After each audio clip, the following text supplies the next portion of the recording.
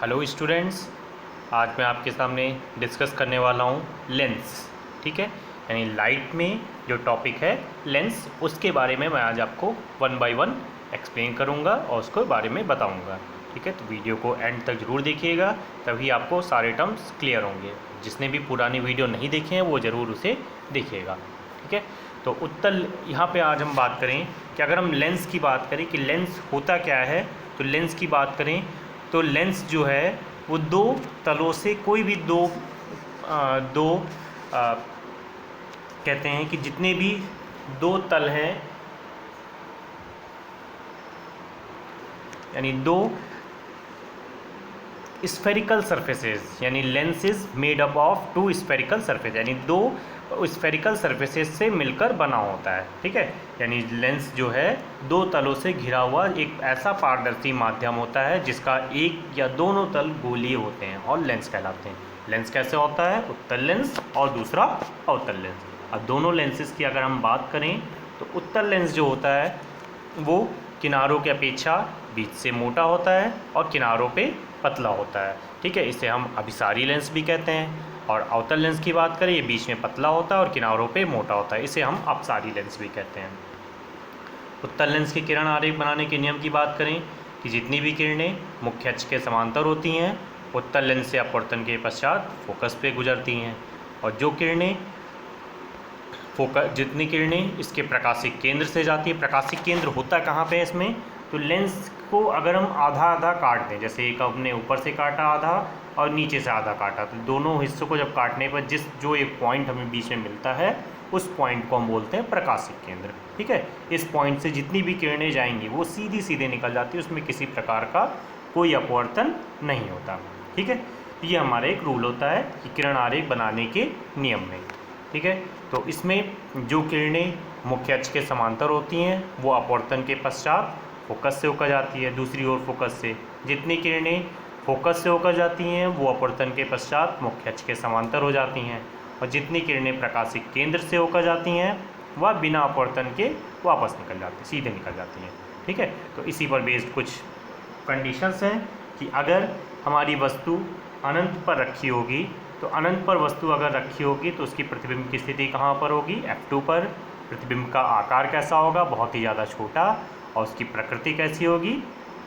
आभासी तथा उल्टा। ठीक है, जैसे कि अगर हम देखते हैं, सॉरी आभासी नहीं, इसमें होगा वास्तविक तथा उल्टा। ये गलत लिखा हुआ है इसमें, इसको करेक्शन कर लीजिएगा। इसका होगा आंसर वास्तविक तथा उल्टा। ठीक है, ये होगा। अब फिर इसके बाद बात करें, अगर वस्तु 2F1 और अनंत के बीच में रखी हो, तो 2F1 और अनंत के बीच में रखे होने पर तो यानी जो प्रतिबिंब की स्थिति होगी वो क्या होगी? F2 और 2F2 के बीच में, और प्रतिबिंब का जो आकार होगा वो छोटा होगा, और प्रतिबिंब की प्रकृति कैसी होगी? वास्तविक तथा उल्टा होगा। इसके डायग्राम को देख लेते हैं। तो हमारा पहला जो डायग्राम है कि अगर वस्तु अनंत पे रखी हो, ये वाला। ठीक है, अगर वस्तु अनंत पे रखी हो तो अनंत से जो किरणें आती हैं वो कैसी आती हैं? समांतर किरणें, और लेंस से अपवर्तन के पश्चात कहाँ पे मिलेंगी? फोकस में मिलेंगी। तो क्योंकि किरणें वास्तव में आ रही हैं तो प्रतिबिंब भी कैसा मिलेगा? वास्तविक। प्रतिबिंब देख रहे हैं यहाँ पे पॉइंट साइज का बन रहा है, मतलब वस्तु से बहुत ज़्यादा छोटा बन रहा है, और कैसा बन रहा है? उल्टा बनता है। ठीक है, तो ये हमारा हो गया। दूसरा डायग्राम हमारा ये है, दूसरा कि जब वस्तु कहाँ रखी हो? अनंत और 2F1 के बीच में। यहाँ पे A और B जो है ये वस्तु की तरह कार्य कर रही है, A' B' जो है वो प्रतिबिंब की तरह कार्य कर रहा है। ठीक है, इसमें V क्या होती है? U जो होती है वो वस्तु की दूरी होती है, इधर U होगा और इधर V। ठीक है, ये V जो होगा वो प्रतिबिंब की दूरी होगी। तो लेफ्ट साइड यानी लेंस के प्रकाशिक केंद्र से AB की दूरी जो होगी वो वस्तु की दूरी, और लेंस के प्रकाशिक केंद्र से A' B' तक की दूरी जो होगी वो प्रतिबिंब की दूरी होगी। नेक्स्ट डायग्राम की बात करें तो नेक्स्ट डायग्राम जो है हमारे पास, यदि वस्तु 2F1 पर रखी हो तो उसका जो प्रतिबिंब बनता है वो भी कहाँ पे बनता है? 2F2 पर ही बनता है, और एक साइज कैसा होता है? वैसा ही इक्वल साइज का। ठीक है, प्रतिबिंब की जो प्रकृति की बात करें तो प्रकृति जो होती है वो वास्तविक तथा उल्टी होती है। ठीक है, इसी तरह इसके आगे के और भी डायग्राम्स हैं, जैसे कि इस डायग्राम को भी अगर हम देखें तो ये हमारा डायग्राम है जब वस्तु 2F1 पर रखी हो। तो 2F1 पर रखी हुई वस्तु, पहली किरण मुख्य अक्ष के समांतर गई, लेंस से अपवर्तन के पश्चात फोकस बिंदु से होकर गई, और दूसरी किरण लेंस के प्रकाशीय केंद्र से हो गई, जिस पॉइंट पर दोनों एक दूसरे को काटेंगे। ठीक है, ये ध्यान रखिएगा कि किरण आरेख बनाने का एक ये जो रूल होता है कि जहाँ पर कोई भी दो किरणें कटती हैं वहीं पर उसका प्रतिबिंब हमें दिखाई देता है। तो यहाँ पे हमें इसका प्रतिबिंब दिखाई देगा। ये कहाँ पे दिखाई देता है? 2F2 पर दिखाई देता है। इसमें डायग्राम बनाते टाइम हमें कुछ चीज़ें ध्यान रखनी होंगी कि O से F1 की दूरी और F1 से C की दूरी, ये जो दोनों दूरियां हैं, अगर हम इक्वल रख के कॉपी पे बनाएंगे तो ये डायग्राम हमारा इक्वली बनता दिखाई देता है। ठीक है, तो ये हमारी कैलकुलेशन, इस तरह से हम इसके डायग्राम को बनाते हैं। नेक्स्ट जो हमारा डायग्राम है उसकी बात करें हम, तो उस डायग्राम में वस्तु कहाँ पे रखी होगी? अगर F1 और 2F1 के बीच रखी हो। ठीक है, तो F1 और 2F1 के बीच रखते हैं तो प्रतिबिंब कहाँ पे बनता है? 2F2 से परे यानी आगे बनता है। और अब कैसा बनता है? तो इसका साइज जो होता है वो वस्तु से बड़ा होता जाता है। ठीक है, प्रतिबिंब अभी भी कैसा बनता है? वास्तविक और उल्टा। ठीक है, देखते हैं इसके डायग्राम को। तो ये डायग्राम है हमारे पास कि नीचे वाला बी पोर्शन, इसमें हम देखें तो वस्तु जो AB है वो 2F1 और F1 के बीच में रखी है। ठीक है, तो पहले किरण मुख्य अक्ष के समांतर गई और अपवर्तन के पश्चात फोकस F2 से होकर गई। दूसरी किरण इसके प्रकाशिक केंद्र से होकर गई और सीधी निकल गई, जहाँ पे दोनों इंटरसेक्ट की वहाँ पे उसका प्रतिबिंब मिल गया।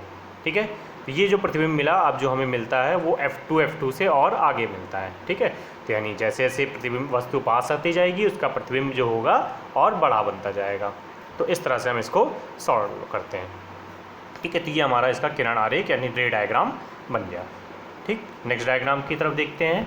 नेक्स्ट डायग्राम है जब वस्तु हमारी रखी हो फोकस F1 पर रखी हो तो प्रतिबिंब कहाँ पे बनता है? अनंत पर बनता है। और अगर कोई वस्तु अनंत पर रखी हो यानी प्रतिबिंब अगर अनंत पर बन रहा है मतलब उसका प्रतिबिंब जो है वो बहुत ही ज़्यादा बड़ा बनेगा। और कैसा होगा? वास्तविक तथा उल्टा, यानी रियल एंड इन्वर्टेड। ठीक है, देखते हैं इसके डायग्राम को। तो इसका डायग्राम है हमारे पास ये वाला। ठीक है, नीचे C वाला। तो इसमें पहली किरण मुख्य अक्ष के समांतर अपवर्तन के पश्चात F2 से होकर गई, दूसरी किरण प्रकाशिक केंद्र से होकर गई और सीधी निकल गई। ठीक है, अब दोनों किरणों को हम देखते हैं तो दोनों किरणों के बीच का जो गैप है वो लगातार एक समान है। एक समान है मतलब ये कैसी हैं? समांतर है। ठीक है, तो इस वजह से इनका प्रतिबिंब कहाँ मिलता है? समांतर। और समांतर किरणों का जो प्रतिबिंब का आकार होता है वो बहुत ही ज़्यादा बड़ा होता है, तो उस वजह से हम कहते हैं कि आकार बहुत बड़ा। ठीक है, नेक्स्ट क्वेश्चन है। नेक्स्ट जो रे डायग्राम है हमारे पास वो है कि जब वस्तु F1 तथा प्रकाशिक केंद्र के बीच में रखी हो तो जिस ओर वस्तु रखी है लेंस के उसी ओर प्रतिबिंब बनेगा। और कैसा बनेगा? बड़ा बनेगा और आभासी बनेगा और सीधा बनेगा। ठीक है, तो ये हमारा डायग्राम है इसमें। तो इसमें देखते हैं कि जो वस्तु रखी है वो कहाँ रखी है? F1 और O के बीच में। पहली किरण जो मुख्य अक्ष के समांतर गई, कहाँ से निकल गई? F2 से। दूसरी किरण जो लेंस के प्रकाशिक केंद्र से गई और सीधी निकल गई। अब इन किरणों को जब हमने पीछे की ओर बढ़ाया तो हमें इसका प्रतिबिंब, आवर्धित प्रतिबिंब A' B' कुछ हमें प्राप्त हुआ। ठीक है, तो ये आभासी प्रतिबिंब मिला और वस्तु से बड़ा मिला। तो लेंस में भी एक स्थिति जो होती है वो कौन सी होती है कि जब प्रतिबिंब आभासी और सीधा मिलता है तो वो स्थिति है जब वस्तु फोकस और प्रकाशिक केंद्र के बीच में रखी हो। ठीक है, तो ये सारे हमारे किरण आरेख हैं। आइए देखते हैं कि अवतल लेंस में किरण आरेख बनाने के क्या नियम होते हैं। तो अवतल लेंस में किरण आरेख बनाने के जो नियम होते हैं, पहला नियम कि यदि प्रकाश किरण मुख्य अक्ष के समांतर होगी तो लेंस से अपवर्तन के पश्चात उसका जो प्रतिबिंब है वो उसी ओर बनेगा जिस ओर वस्तु रखी जा रही, वस्तु किरणें जा रही हैं। ठीक है, यानी इसका जो प्रतिबिंब, और दूसरे यानी ये जो काम करता है अवतल लेंस वो किरणों को फैलाने का काम करता है। दूसरा रूल कि अगर प्रकाश किरणें मुख्य अक्ष के समांतर यानी मुख्य अक्ष से यानी फोकस बिंदु से मिलती हुई प्रतीत होती हैं तो वो अपवर्तन के पश्चात मुख्य अक्ष के समांतर हो जाती हैं। ठीक है, तीसरा रूल क्या है कि जो किरणें प्रकाशिक केंद्र से होकर जा रही होती है वो सीधी सीधी निकल जाती हैं। ठीक है, तो इसमें कोई ज़्यादा डायग्राम तो है नहीं, तो इसमें क्योंकि हर कंडीशन में जो प्रतिबिंब मिलता है वो छोटा मिलता है, आभासी और सीधा मिलता है। ठीक है, तो अगर वस्तु अनंत पर रखी हो तो बहुत ज़्यादा छोटा मिलेगा, और अगर वस्तु फिर लेंस के बाईं ओर कहीं पे भी रखी हो तो प्रतिबिंब कैसा मिलेगा? छोटा मिलेगा, आभासी मिलेगा और सीधा मिलेगा। ठीक है, तो इन सभी डायग्राम्स की आप प्रैक्टिस करिएगा। अगर किसी डायग्राम में आपको कोई प्रॉब्लम होती है तो आप मुझे कमेंट सेक्शन में कमेंट कर सकते हैं।